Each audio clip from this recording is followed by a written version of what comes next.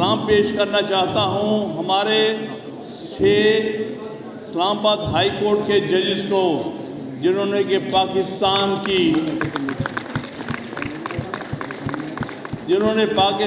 کی تاریخ میں سب سے جرأت مندانہ قدم اٹھایا ہے اور ایکسپوز کیا ہے ان لوگوں کو جو کہ عدلیہ پر دباؤ ڈالتے ہیں، آئین کی سربندی، قانون کی حکمرانی اور عدلیہ کی آزادی پر حملہ آور ہیں۔ میں ان کو خراج تحسین پیش کرتا ہوں اور ان کو یقین دلاتا ہوں کہ پاکستان بھر کے وکلاء آپ 6 ججوں کے ساتھ کھڑے ہیں اور انشاءاللہ آخری دم تک کھڑے رہیں گے۔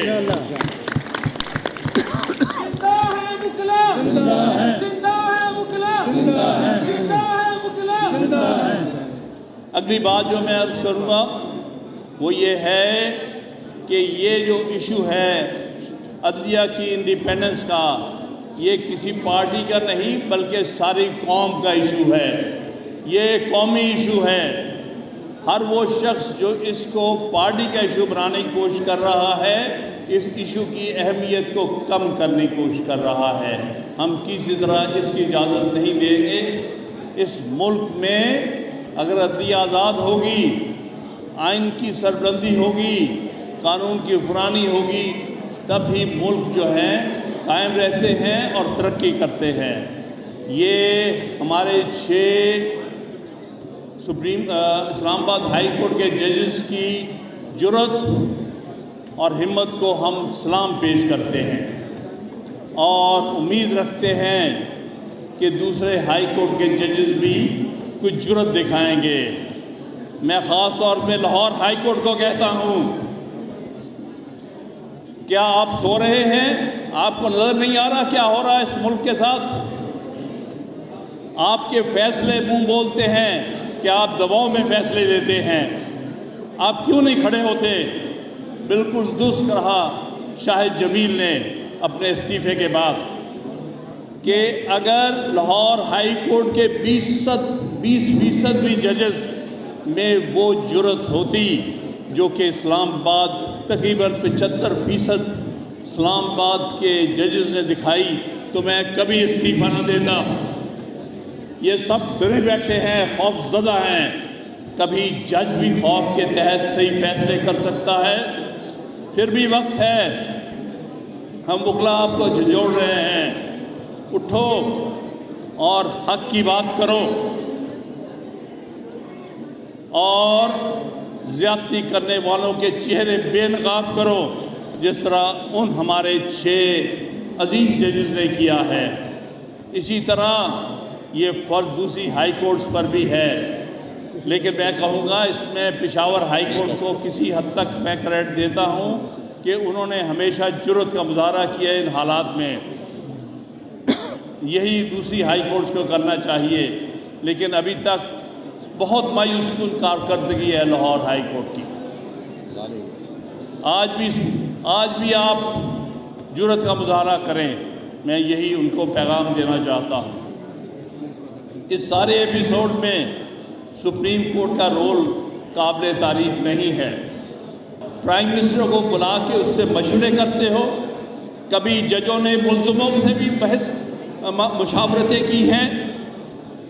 یہ تو الزامات جو 6 ججز لگائے ہیں، جن ایجنسیوں پہ الزامات لگائے ہیں، ان کے سربراہ کون ہیں؟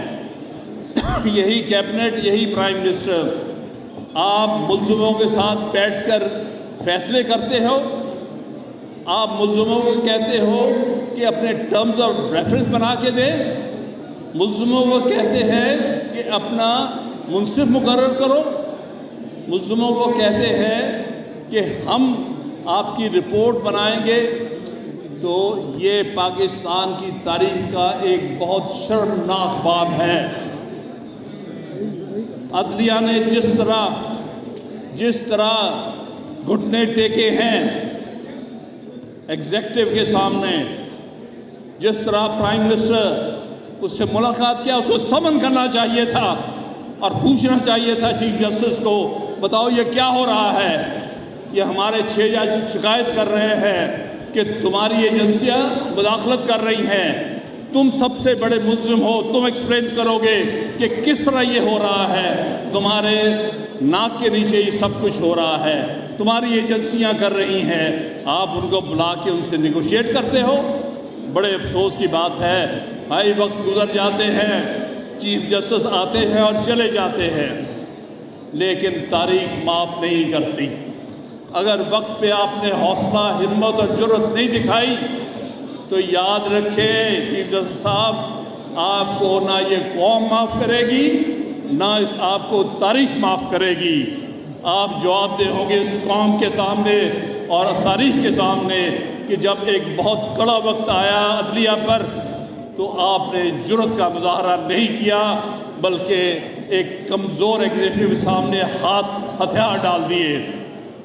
بہرحال اب بھی موقع ہے، میں لاہور ہائی کورٹ بار ایسوسی ایشن کو خراج تحسین پیش کرتا ہوں کہ انہوں نے فیصلہ کیا ہے کہ انشاءاللہ ان سارے اقدامات کو چیلنج کریں گے، اور پھر ہم ان کو اور اسی طرح بلوچستان کی باروں کو میں سلام پیش کرتا ہوں، انہوں نے مجھے یقین دلایا ہے کہ وہ بھی سب اس کو چیلنج کریں گی، اور سندھ میں بھی ہائی کورٹ بار اور اسلام آباد ہائی کورٹ بار بھی اس معاملے پر ہمارے ساتھ ہے، لہٰذا وکلا تقریباً متحد ہے، چند ایک مفاد پرست لوگ ہیں جو الٹے سیدھے بیان دیتے ہیں۔